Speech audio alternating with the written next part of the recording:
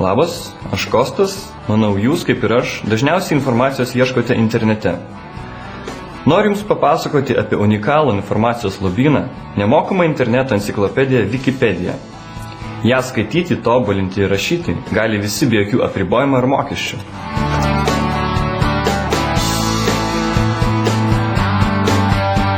Taigi, į naršyklės adreso laukelį įvedame adresą www.wikipedia.org ir jau esame virtualios enciklopedijos pasaulyje. Pasirinkime kalbą, kurią skaitysime straipsnius ir kitą informaciją. Galime pasirinkti ir lietuvių kalbą, tačiau informacijos rasime tikrai mažiau nei, pavyzdžiui, pasirinkę versiją anglų kalbą. Norėdami Wikipedijoje ieškoti informacijos, susiraskime nuorodą Search ir rašykime ieškomą žodį ar frazę, pavyzdžiui, aš šiandien ieškau informacijos apie kates, nes ruošiuosi įsigyti šį gyvūnėlį. Į paieškos laukelį įvedu anglišką žodį cat. Kaip jau minėjau, straipsnių anglų kalba Wikipedijoje daugiau nei lietuvių. Jei norime atrasti straipsnių, kurių pavadinimas tiksliai atitinka įrašytą frazę, spauskime Go. Jei norime apytikslės paieškos arba surasti visus straipsnius, kuriuose yra įvesta frazė, spauskime Search. Štai ir matome paieškos rezultatus. Kiekvienas rastas straipsnis, kuriame minima žodis cat, trumpai aprašytas. Žemiau aprašymų matome užrašytą kiekviename straipsnyje esančių žodžių skaičių ir straipsnio rašymo datą.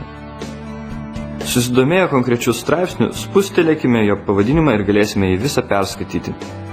Štai kaip nesunkiai radome reikalingą straipsnį. Informacijos Wikipedijoje galima rasti ir kitaip. Galima naršyti abecelinėme straipsnių sąraše, kuris yra pagrindinio puslapio viršuje. Spustelėjus jį atveriamas straipsnių pirmųjų raidžių sąrašas. Ir straipsnių pavadinimų sąrašas. Belieka spustelėti atitinkamą pavadinimą ir skaityti pateiktą informaciją. Visada norėdami grįžti į pagrindinį www.wikipedia.org puslapį, spustelėkite nuorodą Main Page esančią puslapio kairėje. Taigi dar vienas būdas rasti ieškomos informacijos, grįžti į pagrindinį puslapį ir spustelėjus nuorodą Categories surasti dominančią sritį. Aš pasirinku ir spusteliu nuorodą apie gamtos ir fizikos mokslus, kadangi norėčiau rasti daugiau įdomios informacijos apie kates. Norėdami rasti kuo detalesnės informacijos, turime susiaurinti paieškos sritį pasirinkdami mažesnės kategorijas. Spusteliu nuorodą Animals, tuomet subkategorijų sąraše spusteliu nuorodą Human-Animal Interaction. O dar labiau sukonkretindamas savo paiešką spusteliu nuorodą Domesticated Animals, tuomet pasirinku subkategoriją Cats. Iš rastų straipsnių sąrašo pasirinku labiausiai dominantį. Puiku, štai radau informacijos, dėl kurios teko šiek tiek pasistengti. Dabar ramiai galiu skaityti straipsnį apie kačių pojūčius.